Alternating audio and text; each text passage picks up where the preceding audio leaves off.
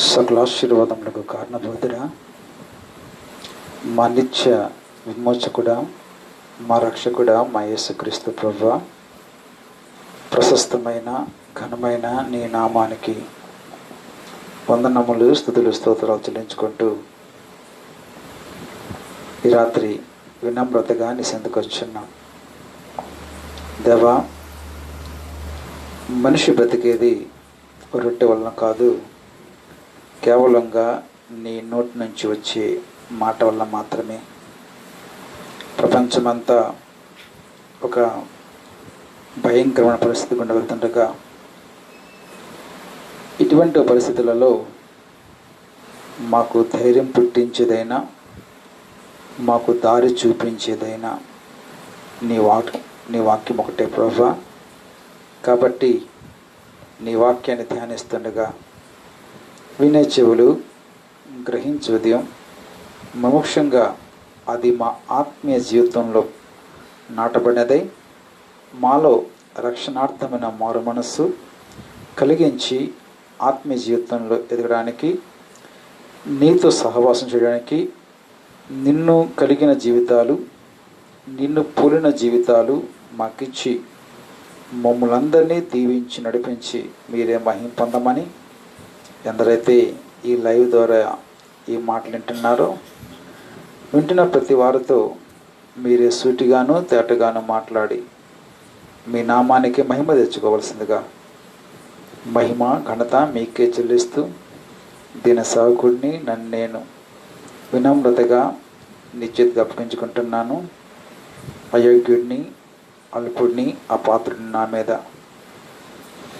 నీ ఆత్మను కుమ్మరించి ప్రభువా నీ అభిషేకం నాకు ఇచ్చి దీవించి బలపరిచి నడిపించి మీరే మహిమను పొందుకోమని, సమస్త మహిమ ఘనత గౌరవాన్ని మీకు చెల్లిస్తూ ఎప్పటిలాగానే ఇప్పుడు కూడా మీరే హెచ్చించబడాలని, మీ నామం ఒకటే ఘనపరచబడాలి అని ఆశిస్తూ మమ్మల్ని మేము నీ చేతికి అప్పగించుకుంటూ యేసు దివ్య నామంలో స్తుతించి ప్రార్థించి అడిగి వేడుకొంచున్నాం మా పరమ తండ్రి.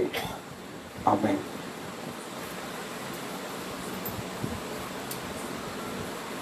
దేవుని శ్రేష్ఠ నామానికి మహిమ కలుగును గాక.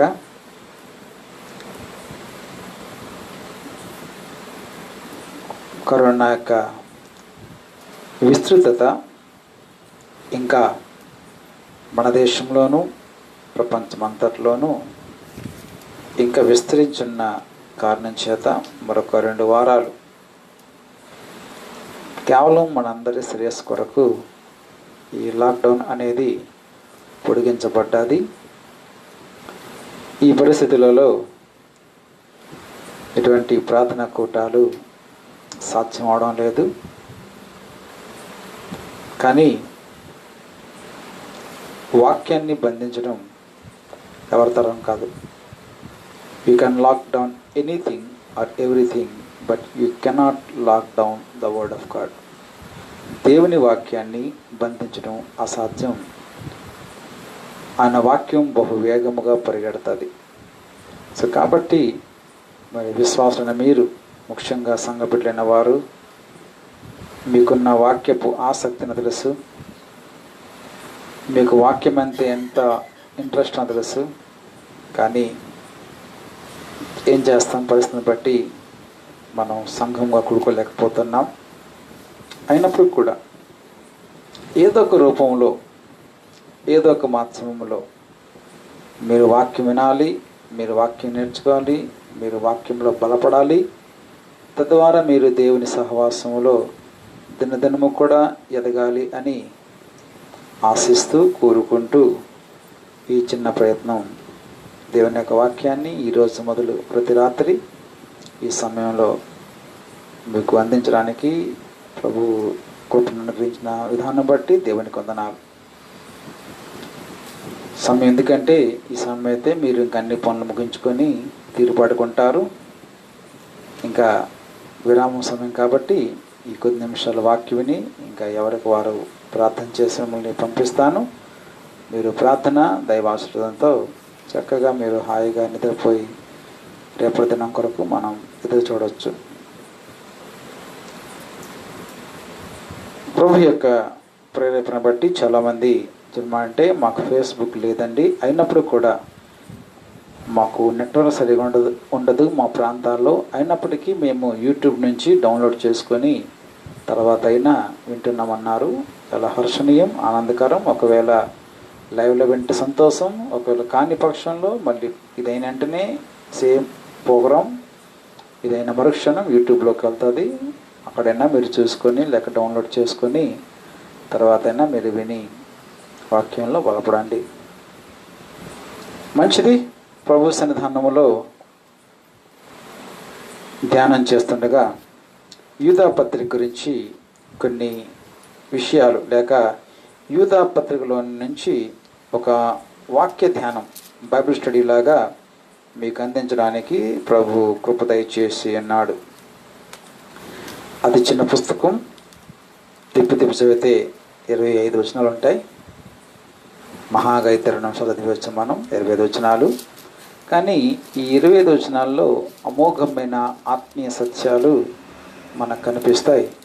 సో కాబట్టి ఈ రెండు వారాలు, ఈ లాక్డౌన్ ఉన్న ఈ 2 వారాలు మీ రకంగా కూర్చొని కనీసం ఇంట్లోనే నుండి వాక్యాన్ని నేర్చుకుంటారని ఆశపడుతూ ఆత్మ ప్రేరేపణతో మీ ముందుకు ఇలాగా వచ్చి కనిపిస్తున్నాను.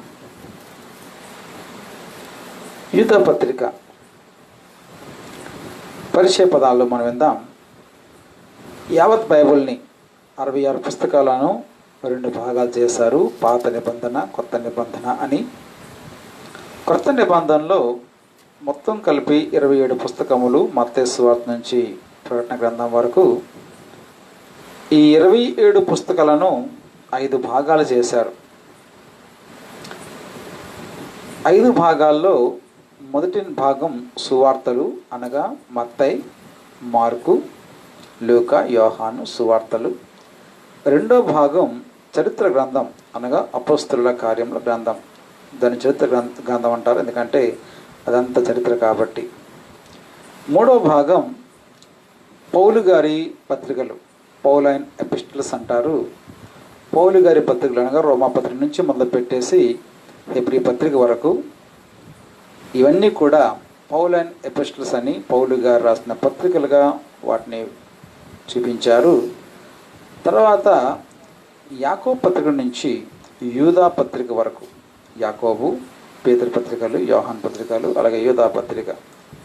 యాకోబు నుంచి యూదా వరకు ఉన్న ఈ భాగాన్ని జనరల్ ఎపిస్టల్స్ లేక సాధారణ పత్రికలు అని పిలిచారు. ఆఖరి పుస్తకం ప్రకటన గ్రంథాన్ని ప్రవచన గ్రంథం అని పిలిచారు. సో సువార్తలు, చరిత్ర గ్రంథము, పౌలు గారి పత్రికలు, సాధారణ పత్రికలు, ప్రవచన గ్రంథం. మీరు గమనిస్తే ఈ పత్రికల భాగంలోన 2 భాగాలు చూసాం, పౌలు గారి పత్రికలు అలాగే సాధారణ పత్రికలు అని. ఈ సాధారణ పత్రికలు ఎందుకంటే మిగతా పత్రికలన్నీ కూడా పౌలు రాసినవి, మిగతా పౌలు కాని పత్రికలు ఆయా వారు రాసిన యాకోబు లేక ఒక పేతురు, యోహాను ఇత్యాది రాసుకొచ్చారు. అందుకే వాటిని నాన్ పౌలైన్ అనగా పౌలు రాయని పత్రికలు, ఇంకో మాటలో జనరల్ సాధారణ పత్రికలు అని పిలిచారు. ఆ కోవకు చెందింది యూదా పత్రిక. సో ఈ యూదా పత్రికలు వచ్చినప్పుడు 5 విషయాలు మీ ముందుకు వస్తున్నాను. What, who, whom, when and why. ఏమిటి, ఎవరు, ఎవరికి, ఎప్పుడు, ఎందుకు. 5 ప్రశ్నలు. యూదా పత్రిక కాదు, బైబిల్లో 66 పుస్తకాల్లో ఏ పుస్తకాన్ని మనం స్టడీ చేసినా ధ్యానం చేసినా మన బైబిల్ స్టడీ ఈ 5 ప్రశ్నలతోనే స్టార్ట్ అవ్వాలి. ఏమిటి, ఎవరు, ఎవరికి, ఎప్పుడు, ఎందుకు అని. ఏమిటి అంటే నేను చెప్పాను, ఒక సాధారణ పత్రిక. ఇది జనరల్ ఎపిస్టల్. 27 పుస్తకాల్లో 5 భాగాల్లో 4వ భాగం చెందిన సాధారణ పత్రికలకు చెందిన ఒక సాధారణ పత్రిక. ఎవరు అంటే రాసింది ఎవరు అంటే యూదా గారు. ఆయన గురించి కొద్దిసేపట్లో మనం విందాం. ఎవరు యూదా, ఆయన లక్షణాలు ఏంటి అనేది. ఎవరు రాశారు అంటే యూదా. మూడో ప్రశ్న ఎవరికి, ఏమిటి అంటే సాధన పత్రిక. ఎవరు రాశారు? యూదా రాశారు. ఎవరికి రాశారు? గమనించండి, ఎవరికి రాశారు అనే దాని మీద చాలా సందిగ్ధాలు ఉన్నాయి, చాలా రకాల సాంప్రదాయాలు ఉన్నాయి, చాలా రకాల తర్కాలు కూడా ఉన్నాయి. కానీ యూదా గారు కూడా ప్రత్యేకించి ఫలానా అని, ఇప్పుడు పౌలు రాసినప్పుడు రోమీయులకు అన్నాడు, గలతీయులకు అన్నాడు, హెబ్రీయులకు అన్నాడు. కానీ యూదా ఎవరిని ఉద్దేశించి రాస్తున్నాడు అనేది ఒక స్పష్టమైన మాట ఈ పత్రిక మనకు కనిపించకపోయినా, పత్రిక భాష విధానం బట్టి, అందులో వ్యక్తపరచబడిన భావ వ్యక్తీకరణ బట్టి పండితులు ఏం చెప్తారంటే ఇది అన్యుల మధ్య నివసిస్తున్న యూదయ క్రైస్తవులను ఉద్దేశించి రాయబడిన పత్రిక అంటారు. అర్థమైంది కదా?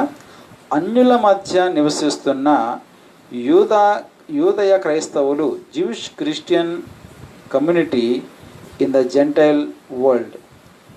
Jewish Christian community in the gentile world అనగా అన్యజనుల మధ్య నివాసం ఉంటున్న యూదా మతము నుంచి క్రైస్తవులకు వచ్చిన ఆ యూదా క్రైస్తవులకు ఉద్దేశించి రాయబడిన మాటలు అని పండితుల యొక్క ఏకాభిప్రాయం.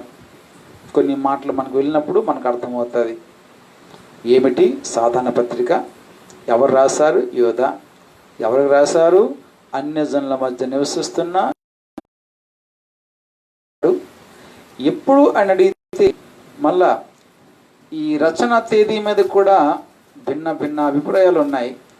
ఎన్ని అభిప్రాయాలున్నా ఒక వాస్తవం ఏంటంటే, ఒక ముగింపు మాట ఏంటంటే, బైబిల్ పండితులందరూ కూడా కలిగిన ఏకాభిప్రాయం ఏమిటంటే ఈ యూదా పత్రిక క్రీస్తు శకం 65 నుంచి 70 సంవత్సరాల మధ్యలో, 65 to 70 AD ఇన్ బిట్వీన్, క్రీస్తు శకం 65 నుంచి 70 సంవత్సరాల మధ్య కాలంలో యూదా పత్రిక వ్రాయబడింది అని బైబిల్ పండితుల యొక్క ఏకాభిప్రాయం.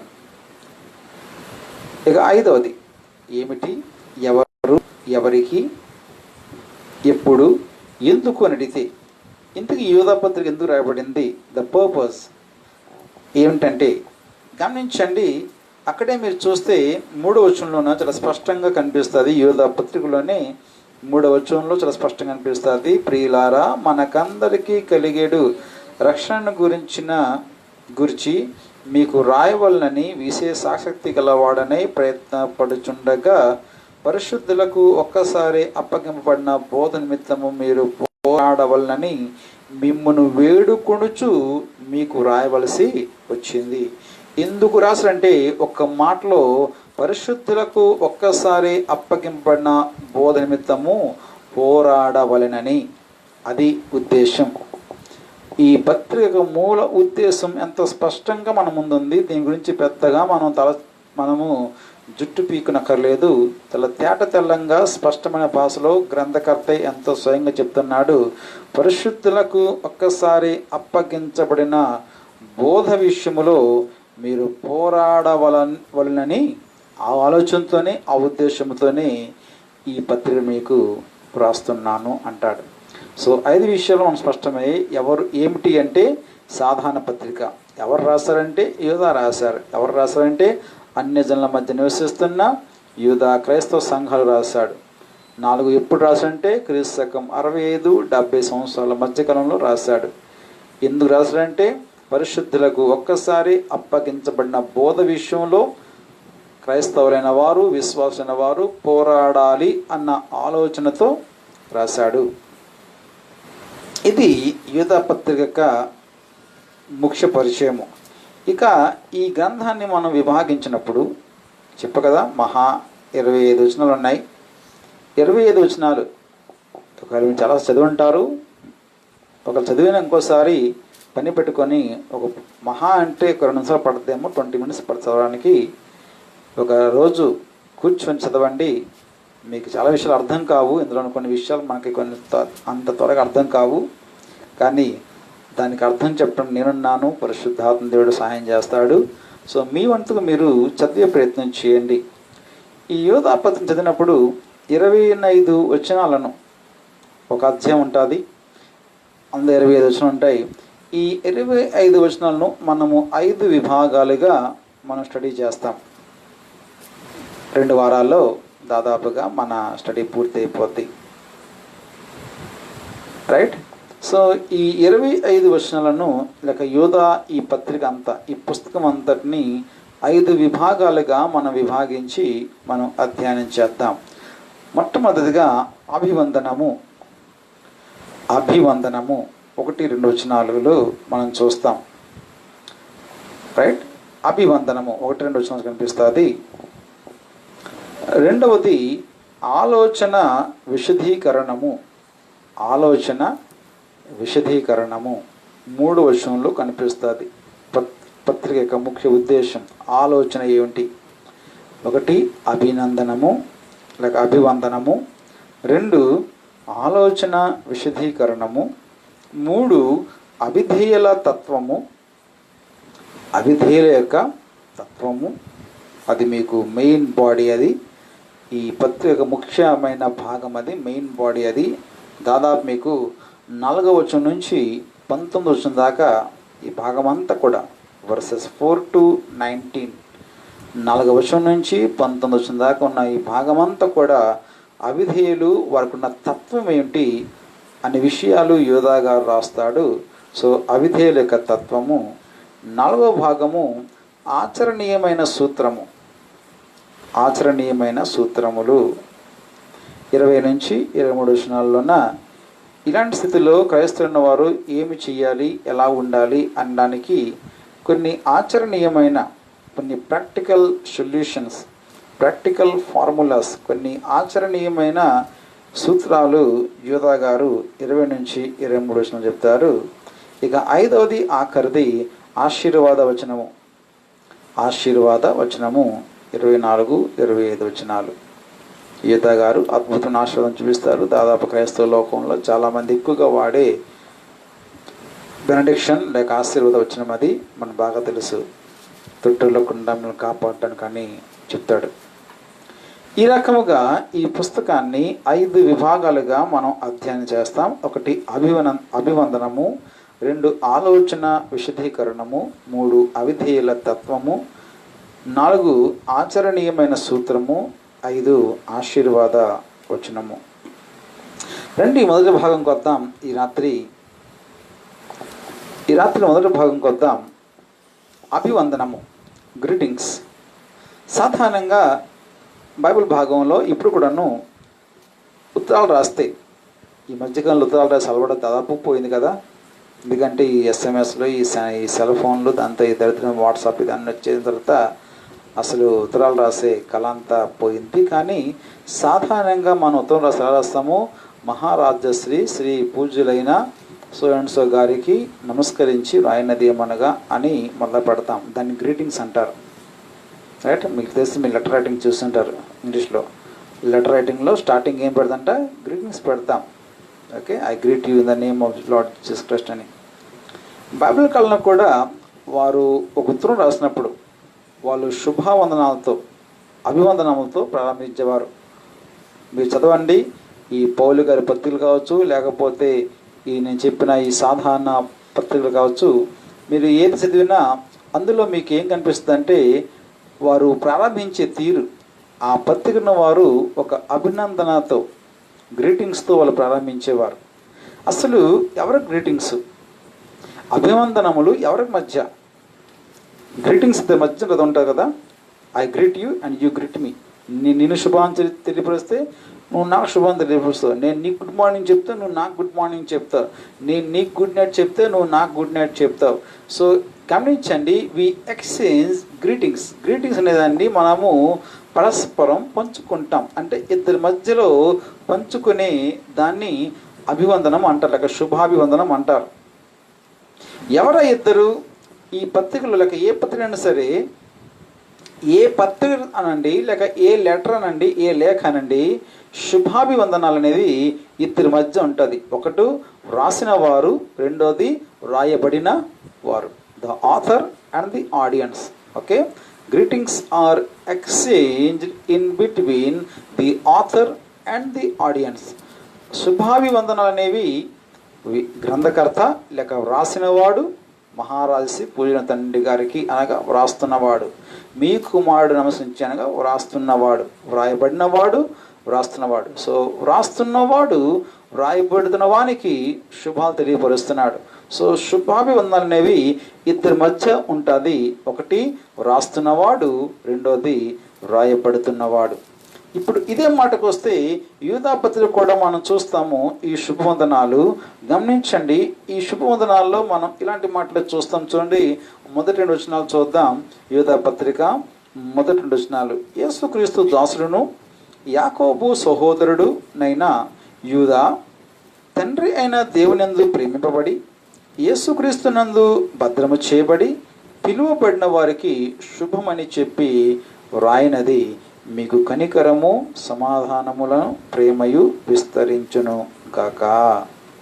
దీని అంటారు శుభములు అంటారు, శుభవందనములు అంటారు.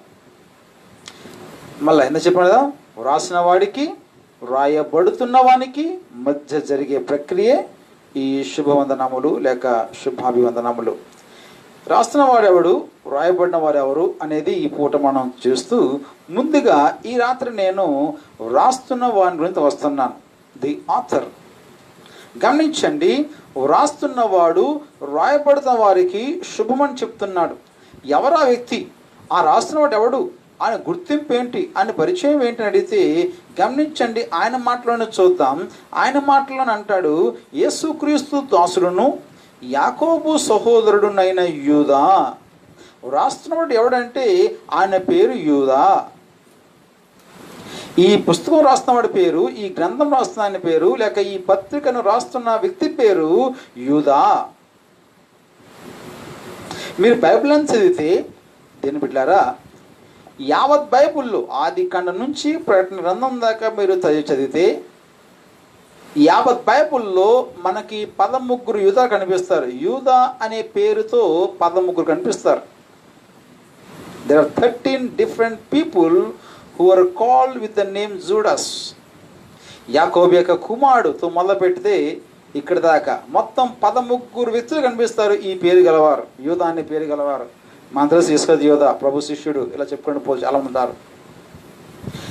ఈ 13 మధ్యలోన 6 మంది మనకి పాత మంది కనిపిస్తారు. 13లోన 6 మంది మనకి పాత నిబంధనలు కనిపిస్తారు. 7 మనకి క్రొత్త నిబంధనలు కనిపిస్తారు. అంటే క్రొత్త నిబంధనలోన, ఇది న్యూ టెస్టిమెంట్ ఇట్ సెల్ఫ్, క్రొత్త నిబంధనలోన యూదా అనే పేరు గల మనుషులు దాదాపు 7 మంది ఉన్నారు మన బైబిల్లోన. ఈ 7 మందిలో ఈ యూదా ఎవరు? మన దేశం ఇస్కరియోతు యూదా అన్నాడు. ఇంకా ఇంకో చాలా పేర్లు ఉన్నారు అని చెప్పిన పోతే,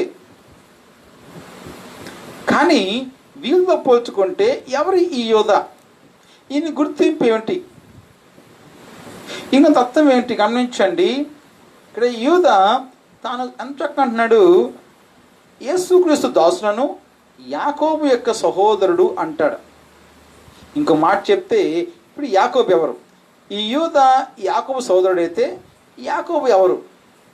యాకోబు స్వయాన యేసు ప్రభుకి సహోదరుడు. అనగా ఒక మాట చెప్తే ఈ యూదా ఎవరో కాదు, సాక్షాత్తు యేసు ప్రభుకి స్వయాన తోడబుట్టిన తమ్ముడు. మనం తెలుసు కదా, నజరేతు ఊర్లోన ఆయన వాక్యం చెప్తున్నప్పుడు తెలుసా పట్టణస్థులు ఏమన్నారు? ఈయన వడ్లవాని కుమారుడు కాడా? వీని తల్లి మరియా కాదా? ఈయన యోసేపు కుమారుడు కాదా? వీరి తల్లి మరియా కాదా? వీరు సోదరుల మనతోనే ఉన్నారు కాదా అని అప్పుడు వాళ్ళ తమ్ముల పేర్లు చెప్తారు. సీమోను, యాకోబు, యోసేపు, యూదా. 4 పేర్లు ప్రస్తావిస్తారు. సీమోను, యాకోబు, యోసేపు, యూదా.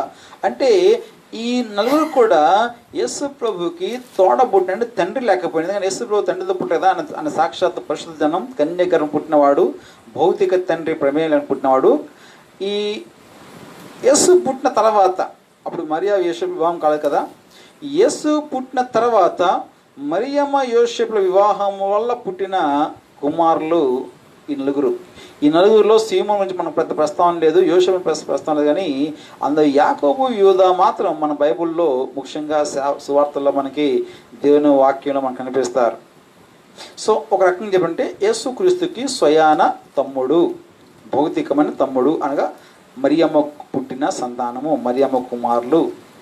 ఏ గర్భం నుంచి యేసు పుట్టుకొచ్చాడో ఆ గర్భంలో నుంచే వీరు కూడా పుట్టుకొచ్చారు. అయితే ఈ రాత్రి కాలవేళలో ఈ యూదాను చూసినప్పుడు, యూదాలో ముఖ్యంగా నేను వాక్యం ధ్యానిస్తున్నప్పుడు పరిశుద్ధాత్మ దేవుడు నాకు బయలుపరిచిన సత్యాలు మీకు బోధిస్తున్నాను.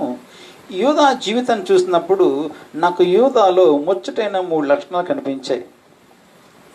ఈ వ్యాసకర్త లేక ఈ వ్యాఖ్యానకర్త లేకపోతే ఈ గ్రంథకర్త ఈ పత్రికను రాసిన ప్రభు యొక్క సహోదరుడైన యూదాలో ఉన్న ముచ్చటైన 3 అద్భుతమైన, నిజంగా ఈ పూట నీకు నాకు ఇటు లక్షణాలు ఉండాలని కోరుకుంటున్నాను.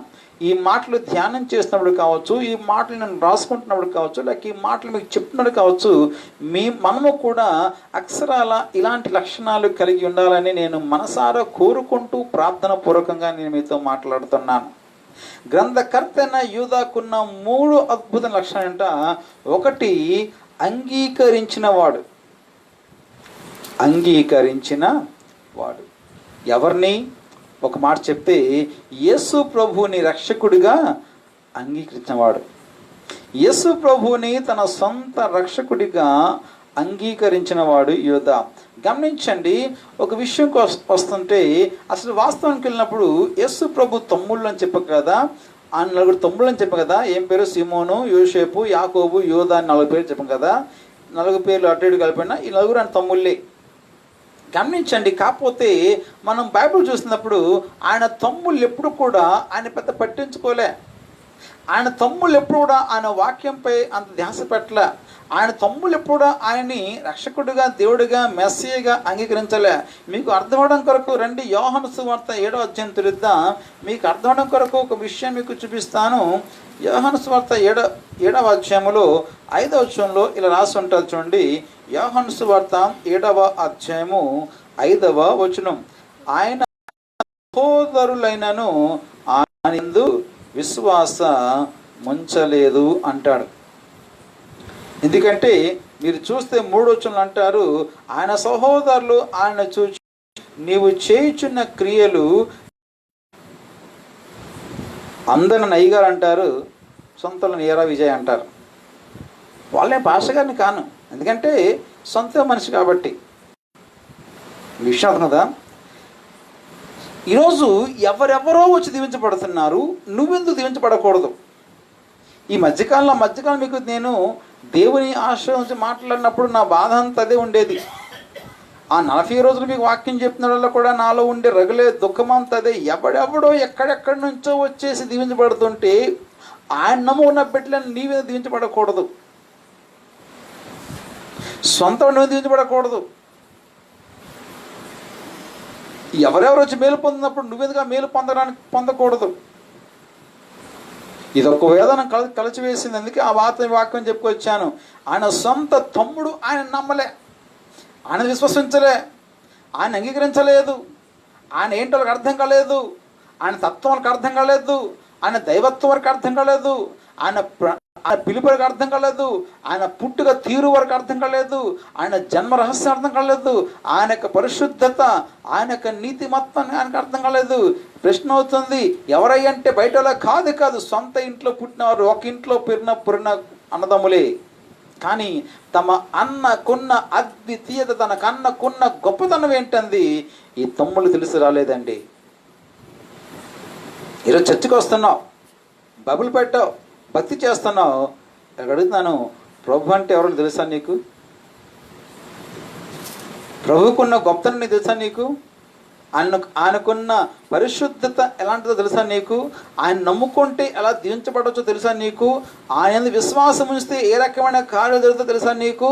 ఆయన నమ్ముకుంటే ఆయన ఏ రకంగా మనల్ని దీవించగలడో తెలుసా నీకు?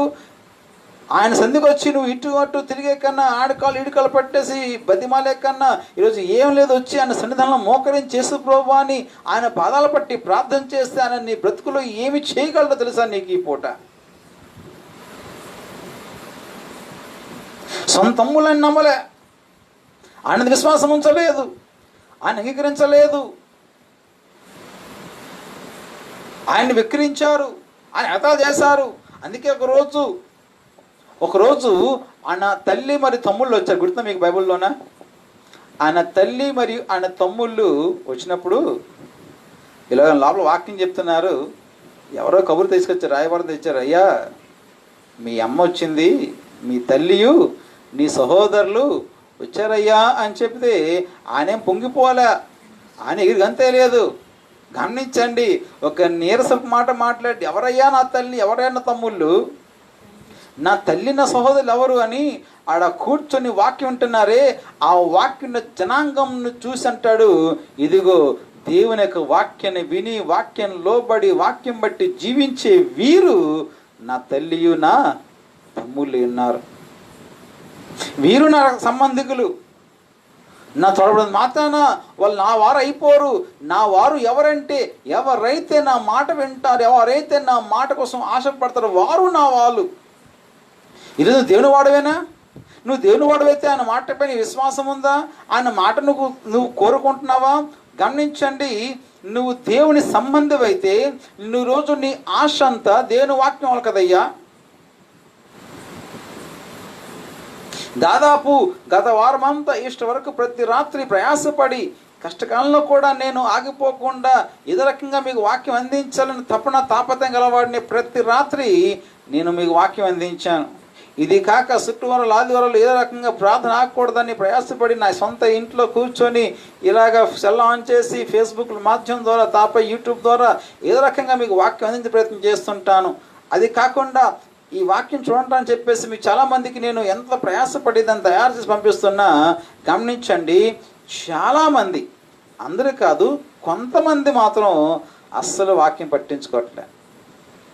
అఫ్కోర్స్ కొంతమందికి అది సిగ్నల్ అందకపోయి ఉండొచ్చు, అది వేరే వ్యవహారం. పాపం కొందరు బాధపడుతున్నారు, మాకు సిగ్నల్ అందట్లేదండి, మా ప్రాంతాల్లో మేము చూడలేకపోతున్నాం అని కొందరు బాధపడుతున్నారు. ఇప్పుడు సోదరు నాకు మెసేజ్ పెట్టింది, పాస్టర్ గారు నాకు ఫేస్బుక్ చేత కావట్లేదండి, ఎలా చూడాలో. అయినప్పటికి కూడా ఫేస్బుక్లో ఎలా చూడాలో చేత కానప్పుడు కూడా నేను తర్వాత యూట్యూబ్ డౌన్లోడ్ చేసుకొని అది వింటున్నాను, రాసుకుంటున్నాను అని అంది. ఈ మధ్యకాలంలో సోదరి నాతో ప్రార్థన వచ్చింది, పెద్దగాడి నుండి వచ్చింది ఆమె ప్రార్థన చేసడానికి.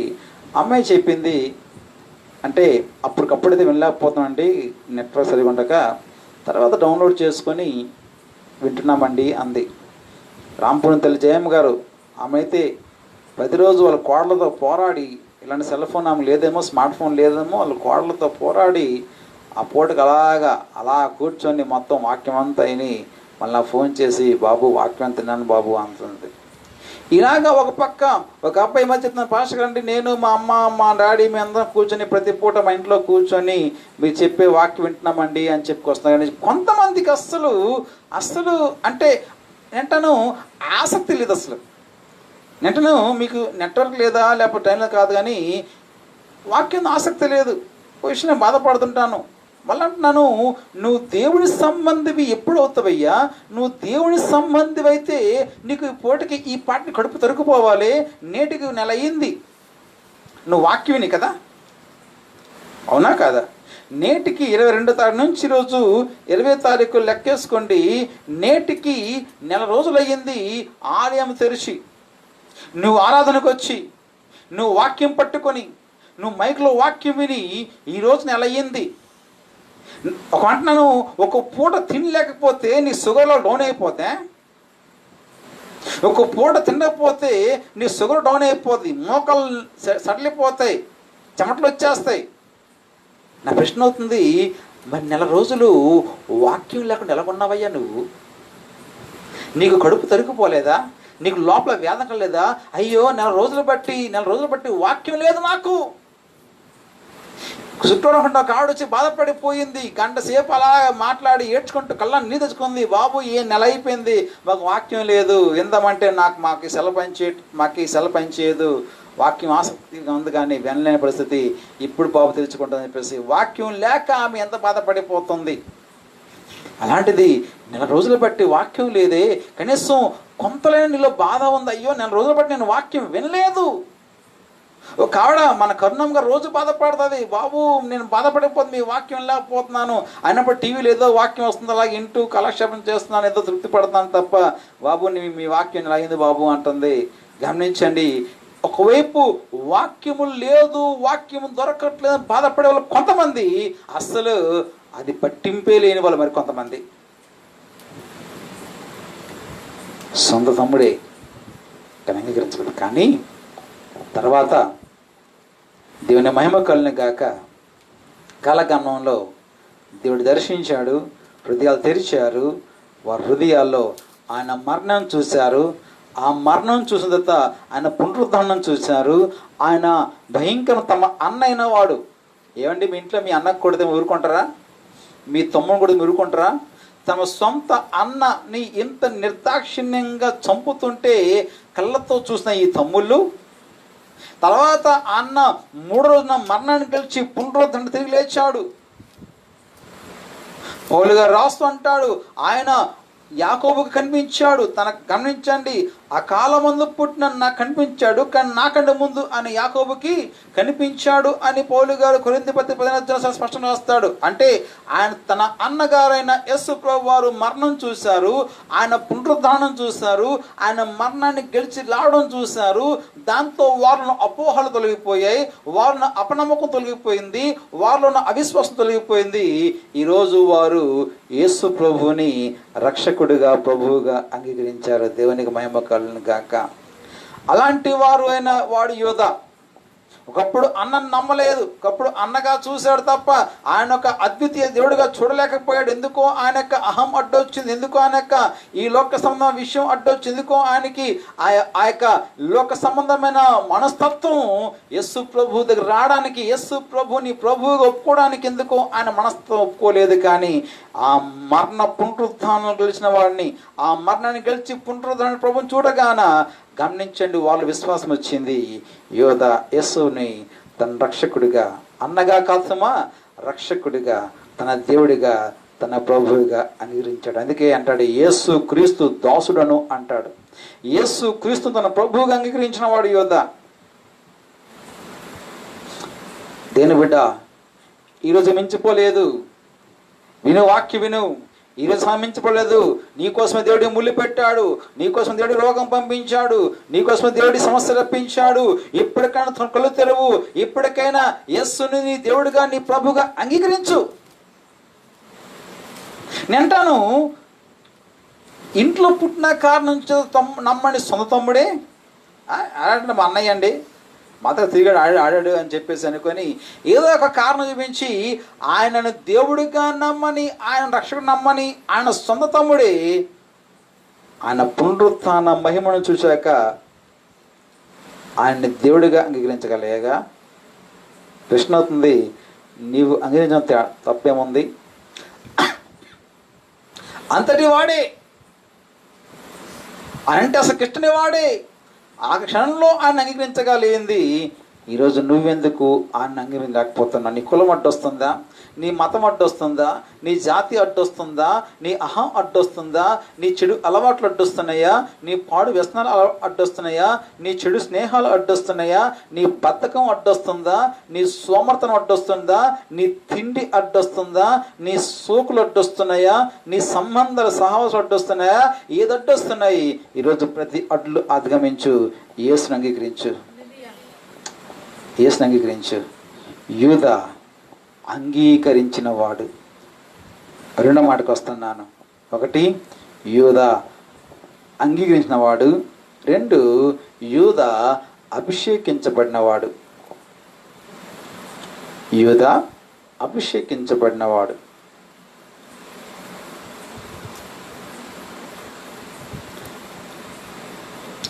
ఇందా చెప్పానే ఏంటది? ప్రారంభంలో ఈ యూదా యేసు ప్రభు అన్నదమ్ములతో పాటు ఒకడైన యూదా కూడా మిగతా అన్నల్లాగా యేసును దేవుడిగా రక్షకుడిగా అంగీకరించలే. కానీ ఆ మరణ పునరుత్థాన తర్వాత, ఆ పునరుత్థాన ప్రత్యక్షతను పొందుకున్న తర్వాత గమనించండి, యూదా కూడా యేసు ప్రభువుని తన దేవుడిగా అంగీకరించాడు.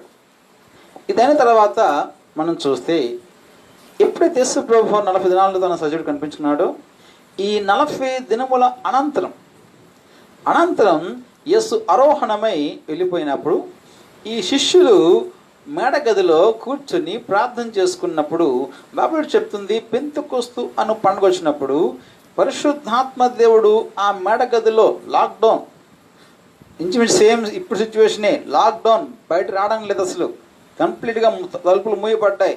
ఆ లాక్డౌన్లో ఈ శిష్యులందరూ కూడా మేడగదిలో ప్రార్థన చేసుకుంటున్నప్పుడు బైబిల్ చెప్తుంది, పెంతెకొస్తు అను పండుగ వచ్చినప్పుడు పరిశుద్ధాత్మ కుమ్మరించడం జరిగింది. పరిశుద్ధాత్మ దేవుడు అగ్ని నాలుకల వలె వాళ్ళపై రావడం మనం చూస్తాము.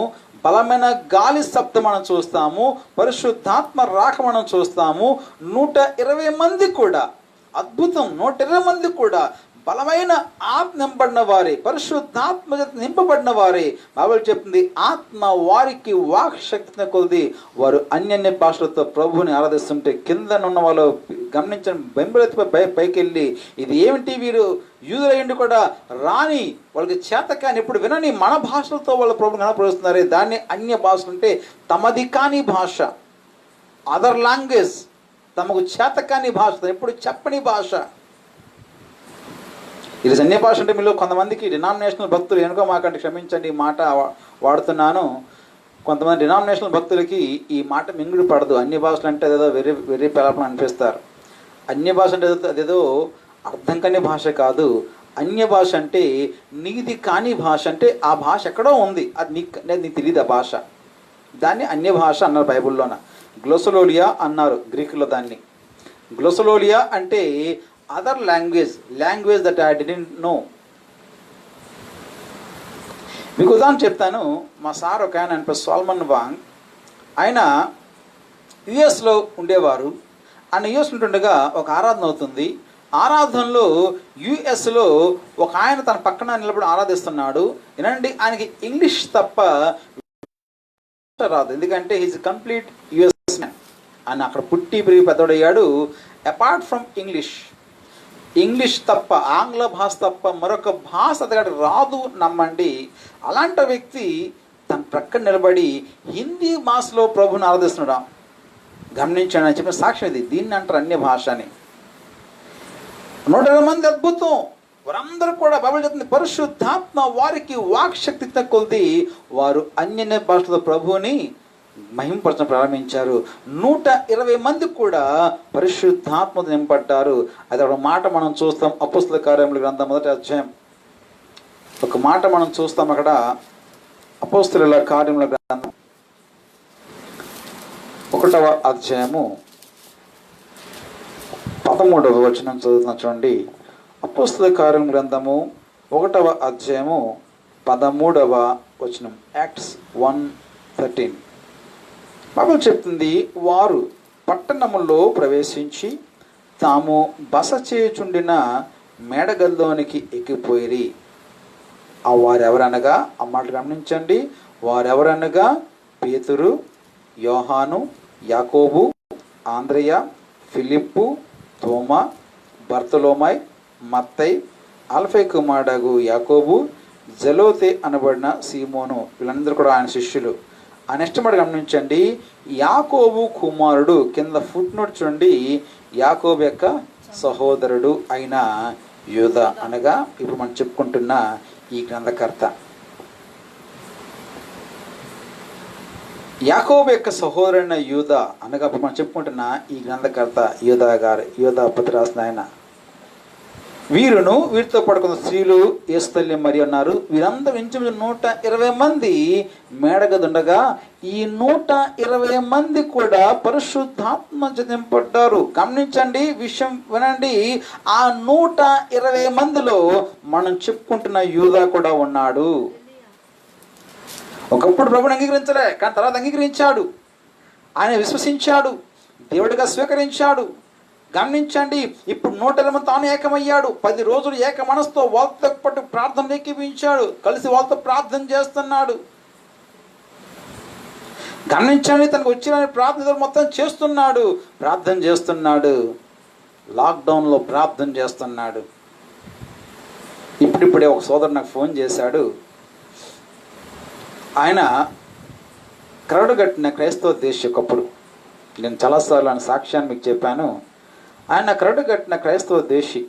కానీ అంటే ఎంత దేశం అంటే, తన భార్య ప్రార్థనకి వెళ్తే తక్కువలు ఊడిపోయేలా కొట్టేవాడు తన భార్యని. అంత భయంకరమైన క్రైస్తవ ద్వేషి. పూర్వ దానికి భయంకరమైన పరిస్థితి వచ్చింది. దేవుడు దర్శించాడు. వాళ్ళ పిల్లలు వచ్చి పాస్టర్ అండి ఇది పరిస్థితి చెప్పినప్పుడు ప్రార్థన చేశాను. ప్రార్థన చేశాక దేవుడు అద్భుతంగా దర్శించాడు. ఆయన నా రోగాన్ని అద్భుతంగా, అంటే ఆపరేషన్ చేయాల్సిన రోగం అది, కానీ అద్భుతంగా దేవుడు రోగాన్ని తీసి పారేశాడు. దాంతో ఆయన ప్రభు నమ్ముకొని బాప్తిసం తీసుకున్నాడు. ఇప్పటికీ ఆయన దేవునిలో చాలా బలంగా ఎదుగుతున్నాడు. ఎంత బలంగా ఎదిగంటే, ఇప్పుడు ఫోన్ చేసిన పాస్టర్ అంటే 3 రోజులు పోస్తుంది అంటున్నానండి. కానీ మా అబ్బాయి వద్దన్నాడు. ఎందుకంటే ఆయన గతంలో కొన్ని రోజులు హాస్పిటల్ నుండి వచ్చాడు అనారోగ్యం పాలై. అంత విశ్వాసం బలపడ్డాడు. అయితే ఆయనకు 3 చెల్లెళ్ళు ఉన్నారు, ఒక తమ్ముడు ఉన్నాడు. ఈయనంత క్రైస్తవ దేశం. ప్రస్తుతం ఆయన చెల్లెళ్ళు ఆయన తమ్ముడు అంత క్రైస్తవ దేశులు. క్రైస్తవులు అంటే పడతారు అసలు. క్రీస్తు అంటే చాలా మండిపోతారు. ఆ పేరు చాలా వాళ్ళు మండిపోతారు. అలాంటి కుటుంబం, ఆ కుటుంబం ఆయన తమ్ముళ్ళు చెల్లెళ్ళు ఇదే విశాఖపట్నంలో ఉంటారు. అయితే ఇప్పుడు ఆయన చెప్పిన మాట అంటే, పాస్టర్ అండి గంట క్రితం నా 2 చెల్లితో మాట్లాడాను, ఆ శుభవార్త మీకు చెప్పడానికి మీకు ఫోన్ చేసిన పాస్టర్ అండి. గంట క్రితం నా 2 చెల్లితో మాట్లాడాను, నా 2 చెల్లి ప్రభువుని నమ్ముకుంది. నా 2 చెల్లి కుటుంబం అంతా మెనల్డ్. మీరు ఎప్పుడైనా పూర్ణ మార్కెట్లో 19 సంధి అంటారు, ఆ సంధిలో ఒక చిన్న షాప్ ఉంటుంది, చిన్న బట్టల షాపు. వ్యాపారం ఆగిపోయి నెల అయిపోయింది. నా చెల్లి మా కుటుంబం అంతా నేటి 4 రోజులుగా ప్రార్థన చేసుకుంటున్నట్టు ప్రతిరోజు ఇంట్లో కూర్చొని. గంట క్రితం ఫోన్ చేసి, అన్నయ్యలు మేము ప్రభు నమ్ముకున్నాం, ప్రార్థన నాకు ఆశ చెల్లి మీరు నమ్ముకుంటాం, ఒకప్పుడు మీకు ప్రభువుని చెప్తేనే మీరు చీ అనేవారు కదమ్మా, ఈరోజు మీరేంటమ్మంటే అది అద్భుతం. ఎన్నదేంలారా ఇది మించిపోయింది. తినదు ప్రభువుని అంగీకరించు. ఒకప్పుడు యోధ లేదన్నాడు, ఇప్పుడు అంగీకరించాడు. అంతేకాదు ఇప్పుడు యోధ మెడగదికి వెళ్ళాడు, మెడగలో కూర్చున్నాడు. 120 మంది పైన ఆత్మ వచ్చినప్పుడు ఆ పరిశుద్ధాత్మను పొందుకున్న వారిలో యోధ ఒకడు.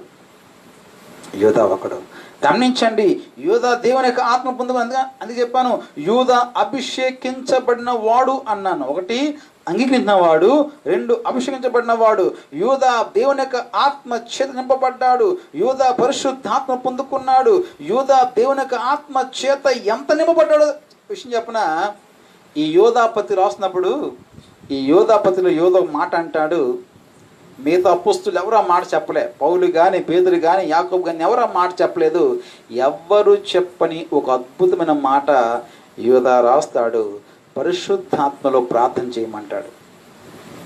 తను అంతగా ఆ పరిశుద్ధాత్మకు రుచిని తను అంత అనుభవించాడు.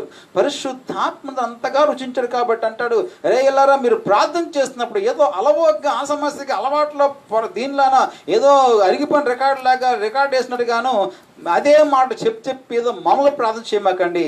ఆ చేసే ప్రార్థన ఏదో పరిశుద్ధాత్మలు చేయండి అంటాడు. ఎందుకని తాను స్వయంగా పరిశుద్ధాత్మను పొందుకున్నవాడు కాబట్టి.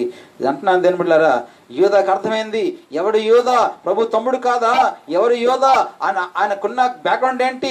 సాక్షాత్తు ప్రభుల వారికి తోడబుట్టిన తమ్ముడు ఆయన, ఒక తల్లిదండ్రులు పుట్టిన వారు. పైపై అంటాడు అని యాకోబు సోదరుడు అంటాడు. వాళ్ళ అన్న యాకోబు అప్పటికే సంఘ పెద్ద, చర్చ్ కౌన్సిల్ కానీ చైర్మన్ ఆయన, వాళ్ళ అన్న యాకోబు.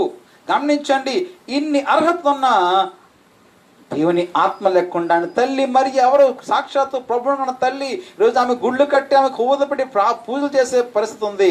గమనించండి, కానీ ఆ తల్లి కూడా పరిశుద్ధాత్మ నింపబడింది. నేను అంటున్నాను, యేసు ప్రభు తల్లే దేవుని యొక్క ఆత్మ నింపబడ అవసరం వచ్చినప్పుడు, యేసు ప్రభు తమ్ములకే దేవుని యొక్క ఆత్మను పొందే అవసరం వచ్చినప్పుడు, పేతురు, యాకోబు, యోహాను లాంటి పెద్ద పెద్ద మనగాలకే, అలాంటి వారికి పరిశుద్ధాత్మను పొందితే కానీ తమ జీవితాన్ని, తమ సేవను, తన పరిచయను ముందుకు నడిపించిన స్థితి ఏర్పడినప్పుడు అంటున్నాను, నీ భక్తి ఏర్పడింది, నీ విశ్వాసం ఏర్పడింది, నీ ప్రార్థన ఏర్పడింది, నీ బోడి సిద్ధం ఏర్పడింది, నీ డినామినేషన్ ఏర్పడింది.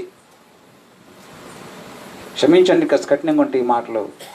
నువ్వు ఎంతటి వాడవైనా దేవుని ఆత్మను పొందుకుంటే తప్ప ఈ దైవిక జీవితం జీవించడం ఇచ్చి నీ వల్ల కాదయ్యా.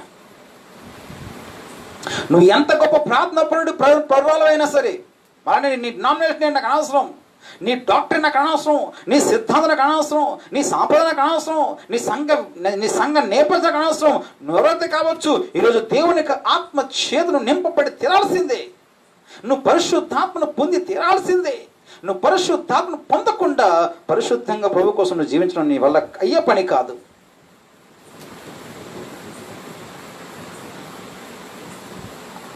ఆత్మలో నాట్యమైన దావీదే పాపలు పడగాలి ఏంది? నీ భక్తి ఎంత, నా భక్తి ఎంత? ఆత్మను పొందుకున్నవాడు, అభిషేకించబడినవాడు. మూడో మాట ముగిస్తున్నాను. ఒకటి అంగీకరించిన వాడు, 2 అభిషేకించబడినవాడు, 3 అణకువత కలిగిన వాడు.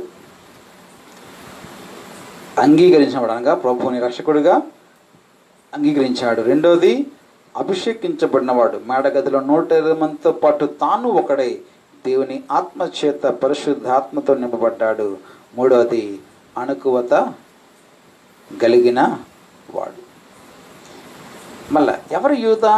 సాక్షాత్తు ప్రభువుకు తమ్ముడు. కానీ యూదా తను దశ ఏమని చెప్పుకుంటున్నాడో, నేను యూదా అనలే, నేను యూదా అని చెప్పుకోవట్లే, ప్రభు తమ్ముడు యూదా అని చెప్పుకోవట్లే. యేసు క్రీస్తుకు నేను దాసులను మాత్రమే.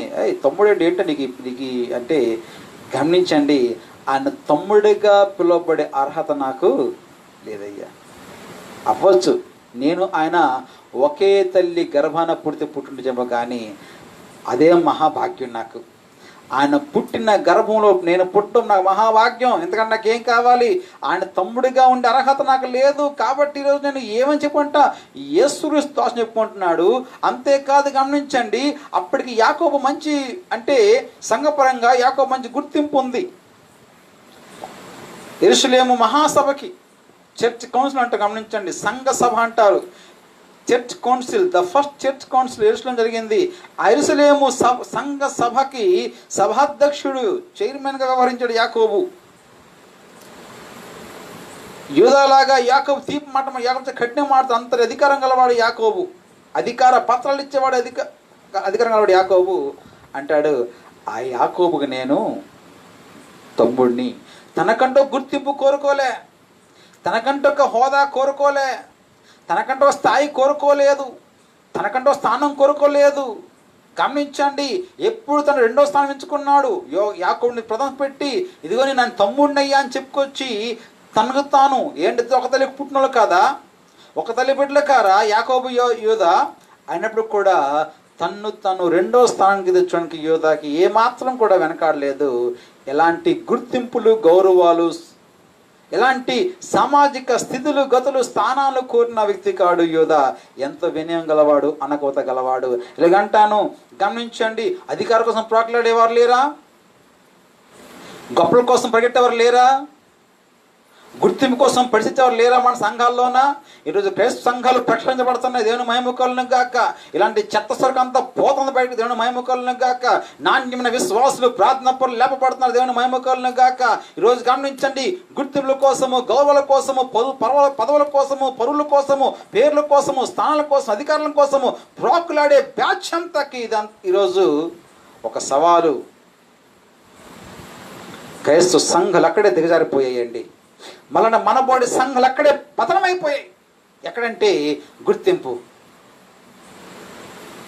ఆ రత్న, ఈ రత్న, దిక్కుమాల రత్నాన్ని ఎందుకంటే తిరిగి పెడతాను? యేసు క్రీస్తు దాసు. ఎందుకంటే నీకేం కాలయ్యా? చదివింది 4 ABCలు చేత కాదు, వాక్యం చేత కాదు, వాక్యాన్ని ఎలాగ అర్థం చేసి చేత కాదు. ఎక్కడ దొరికింది 10,000 రూపాయలకి డాక్టర్ ఇచ్చాడు, కొనుక్కొస్తావు. డెవడొచ్చి 3 రూపాయలు నెత్తి నూనెస్తాడు, డెవడండి అయిపోయావు. నీ పేరు ముందు గమనించండి, బిషప్, రైట్, రెవరెండ్, డాక్టర్ అని పెద్ద పొడుగు పెట్టుకున్నావు. అంటాను, దేవుని సేవకుడు ఇంతకంటే మించిన గుర్తింపు నీకేముంటుందయ్యా? ఎన్ని బిషప్లు పెట్టుకుంటే, ఎన్ని రెవరెండ్లు పెట్టుకుంటే, ఎన్ని డాక్టరేట్ పెట్టుకుంటే దైవజనుడు అనే పేరుకు సాటి వస్తా చెప్పు ఒక మాట నాకు. అంటాను, నాకు ఇలాంటివన్నీ కన్నా ఏం లేదు. నా సంఘ బిడ్డలు నన్ను దైవజనుడు, దేవుని సేవకుడు అని సంబోధిస్తుంటే అబ్బా నాకు 100 రెవరెండ్ల కంటే అదే ఎక్కువ అనిపిస్తుంది. 100 రెవరెండ్ల కన్నా నాకు అదే ఎక్కువ అనిపిస్తుంది. దైవజనుడు, దేవుని సేవకుడు. గమనించండి, క్రైస్త సంఘాలు, ముఖ్య మనబడి సంఘాల్లో బిరుదులు, గుర్తింపులు, గొప్పలు, గౌరవాలు, పదవులు, పొజిషన్లు చీ వీటికే పడి సస్తా జనాలు. పర్లోకి ముద్దటారండి, మీకు తెలియగడుతాను. కానీ యువత ఎప్పుడు అలాంటి గుర్తింపులు, గౌరవాలు కోరినవాడు కాదు. తను తాను రెండవ స్థానానికి పరిమితం చేసుకున్నాడు. ఎప్పుడు కూడా గొప్పోడుగా తను లోకాన్ని చూపించలేదు. ఒక మాట చెప్పిన, బైబిల్లో మీరు చూసే గొప్పలు ఎవరో కూడా మేము గొప్పలమని ఎప్పుడూ పైకి రాలేదు. దేవుడు వారిని గొప్ప చేసాడు తప్ప తమకు తాము ఎప్పుడు మేము గొప్ప వాళ్ళమని ఎప్పుడు వాళ్ళ బయటికి చూపించలేదు. ఎదిగే కొద్దీ ఒదుగుతూ బతికారు వాళ్ళు. ఈరోజు ఈ మాట నిండా దెంబిడ్లారా, యోధ అనకోత మనం చూస్తున్నాం, విధేయత మనం చూస్తున్నాం, తగ్గింపు చూస్తున్నాం. ఈరోజు అంటున్నాను, నువ్వు ఎంత అందగాడివైనా, నువ్వు ఎంత ప్రార్థనపరుడివైనా, నువ్వు ఎంత మంచి సింగర్ అయినా, నువ్వు ఎంత ఏలాడించేసే పెద్ద మ్యూజిషియన్ అయినా, నువ్వు ఎంత పెద్ద గొప్పవాడివైనా, విధేయత లేకపోతే, తగ్గింపు లేకపోతే, నీకు వినయం లేకపోతే నీ బ్రతుకు సున్నా, నీ భక్తి సున్నా. నీ పూట వాక్యం చెప్తుంది, నా దేవుడు అహంకారం ఎదిరించి దీనిలో కృపణిస్తాడు. నువ్వు ఎంత తగ్గించుకుంటావు అంత హెచ్చించబడతావు, నువ్వు ఎంత లోపడతావు అంత దీవించబడతావు. దేవుని సంతానంలో అబ్రహాం అంతటి వాడే నేను ధూళియు బూడిదని చెప్పి ఒప్పుకున్నప్పుడు అంటున్నాను, నువ్వు దేవుని దగ్గర నిన్ను ఎంత తగ్గించుకొని, ఎంత లోపరుచుకొని, నేను ధూళి, నేను బూడిద, నేను వట్టివాడిని, ఏమి లేనివాడిని ఒక 4 మాటలు చెప్పానంటే, ఈరోజు ఈ పూట ఇంత వాక్యం చెప్పంటే ఇది ఆయన కృప. ఒక పాట పాడంటే ఆయన కృప, మంచిగా వాయిస్తానంటే ఆయన కృప. దేవుని సంఘములో ఒక నాయకుడిగా, ఒక సేవకుడిగా, ఒక గాయకుడిగా, ఒక వాద్యకారుడిగా, ఏదో ఒక పరిచయుడిగా దేవుని మందిరములో నేను ఎంత కొంత వాడపడుతున్నంటే ఇదంతా ఆయన కృప అని ఎప్పుడు దుప్పుకుంటావో, ఎప్పుడు అలాంటి తగ్గింపులకు వస్తుందో అప్పుడు దేవుడిని మెచ్చుకుంటాడు, అప్పుడు నేను దేవుడు హెచ్చిస్తాడు. గర్వం రానివ్వద్దు. కొమ్ము ఎత్తకుడి, ఎత్తుగా కొమ్ము ఎత్తకుడి, పొగర పట్టిన మాటలు ఆడమాకండి. నీకంట ఒకసారి ఎప్పుడైనా సెమిటరీలు చూసిరండి, ఎప్పుడైనా సమాధుడికి చూసిరండి. నీకంటే పెద్ద పెద్ద మునగాళ్ళు అదిగో మట్టిలో దాచబడ్డారు. మనకు ఎక్కువ కాదు. తగ్గించుకుందాం, లోబడదాం. అంగీకరించినవాడు, అభిషేకం పొందుకున్నవాడు, అణకువత గలవాడు. ఈరోజు నీ భక్తి నా భక్తి ఎలా ఉంది? ప్రార్థన. నీ భక్తి నా భక్తి అంచనా వేసుకుందాం. నీ భక్తి నా భక్తి పేరు వేసుకుందాం. గౌరవాలు, గుర్తింపులు, పేరులు, ప్రఖ్యాతులు, బిరుదులు, అధికారాలు, పదవులు, హోదాలు, సన్మానాలు, చిచ్చిచ్చి ఇదే భక్తి. ఇందుకను ప్రభుని నమ్ముకుంది, ఇందుకను సంఘానికి వస్తుంది, ఇందుకను సేవ చేస్తుంది, ఇందుకను సంఘంలో నాయకత్వం చేస్తుంది, ఇందుక నువ్వు అంగీ వేసుకుంది, ఇందుక నువ్వు సేవకుడుగా ఇచ్చింది, ఇందుక నువ్వు సేవని పేరుతో బయలుదేరింది. తప్పు. తగ్గించుకో. నువ్వు ఎంతైనా సరే ఆయన ముందు ధూళి బూడిదే. నువ్వు ఎంత గొప్పడు, నువ్వు మన్నే మర్చిపోతూ, నువ్వు మట్టివి వట్టివి, ఓటి కుండవు, మట్టి కుండవు, నువ్వు మన్నే. ఎప్పుడు కూడా నిన్ను హెచ్చించుకోవద్దు. తగ్గించుకుంటే దీవించబడతావు. ప్రార్థన. పరిశుద్ధుడా నీకు వందనాలు.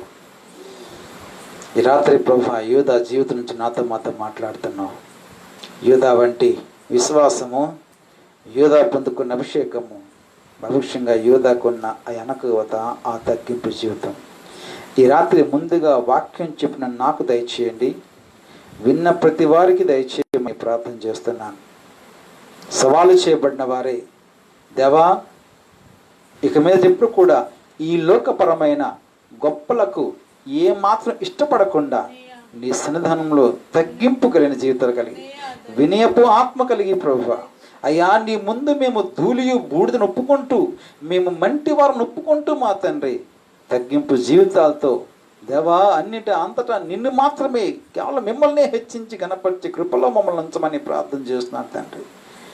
దీవించండి, బలపరచు ప్రభా. మా సంఘాన్ని, మా సంఘ బిడ్డలందరూ నాశనం ప్రార్థన చేస్తూ భయంకర దినాలు ఉంటున్నాం ప్రభా, అయినా నువ్వు ఎంత కృప చూపిస్తున్నావు తండ్రి. ఇంకే సమస్య తొలగిపోయి దేవా మా దేశం, దేవా ఇదిగో ప్రపంచమంతా అయ్యా బాగుపడి క్షేమం పొందుకుని మా ప్రభా త్వరలో తండ్రి మేము ఈ సమస్యను బయటపడి సంతోషముతో స్థితించే వాక్యం దయచేయమని ప్రార్థన చేస్తున్నాను. ఈ రాత్రి ప్రభా ప్రతి కుటుంబం దీవించండి. ఈ రాత్రి అంతా నిసంతోడించండి. కొంతమంది ప్రభా నిద్రలంతో బాధపడుతున్నారు. ఈ రాత్రి చక్కటి సుఖమని తిరిగి దయచేయమని ప్రార్థన చేస్తున్నాను. దేవా కొందరు అనారోగ్యతున్నారు, ఇప్పుడే వాళ్ళు ముట్టి స్వస్థపరచమని ప్రార్థన చేస్తున్నాం. వాళ్ళని ప్రతి అనారోగ్యం, భయాందోళన, నీరసము, బలహీనత, శారీరక దుర్బలత తొలగించి మా తండ్రి యెహోవా కొరకు ఎదురు చూచేవారు పొందే నూతన శక్తి ఇచ్చి మా తండ్రి వారిని దీవించమని ప్రార్థన చేస్తూ, దేవా మా ముందు నువ్వు తెరిచిన గొప్ప మార్గం బట్టి కొందనాలు. దేవా తండ్రి గొప్ప మార్గం దేవా నువ్వు మా ముందు తెరిచి ఉంచానికి స్తోత్రాలు. దాంట్లో మేము ప్రయాణించే అవకాశం మాకు ఇచ్చి నడిపించమని ప్రార్థన చేస్తూ, విశ్వాసం బలహీనపడనివ్వకుండా, ఆత్మ చల్లారిపోనివ్వకుండా అంతకంతకు నీళ్ళు ఎదిగే భాగ్యం దయచు. మా సంఘాన్ని, మా సంఘ పెద్దలను, ప్రతి కుటుంబాన్ని పేరు పేరున దీవించమని ప్రార్థన చేస్తూ, నీ సమాధానంతో దృఢించి రాత్రంతా నీ దీవిస్తుంది అనిపిస్తూ మళ్ళీ ఉదయాన్ని వేకుని లేచి నేను స్తుతించే ఘనపరిచే భాగ్యం మా దయచేయమని, మహిమ మీదే పొందమని యేసు నామం బట్టి ప్రార్థిస్తున్నాం తండ్రి. తండ్రి అయిన దేవుని యొక్క ప్రేమ, ప్రభువైన యేసుక్రీస్తు కృప, పరిశుద్ధాత్మ సహవాసం వాక్యం మీకు, మీ కుటుంబాలకు, ముఖ్యంగా మన దేశానికి, యావత్ ప్రపంచానికి తోడయండి. మనకు సమాధానము, నెమ్మది, శాంతి, ఆరోగ్యం గురించి అన్ని వేళలా కాపాడి దీవించి నడిపించును గాక. ఆమేన్. నిన్న కొందనాలు సెలవు తీసుకుందాం. మళ్ళీ రేపు 9 గంటలకి ఇదే సమయంలో, ఇదే స్థలంలో, ఇదే మాధ్యమంలో కలుసుకొని మరికొన్ని విషయాలు ధ్యానించుకుందాం.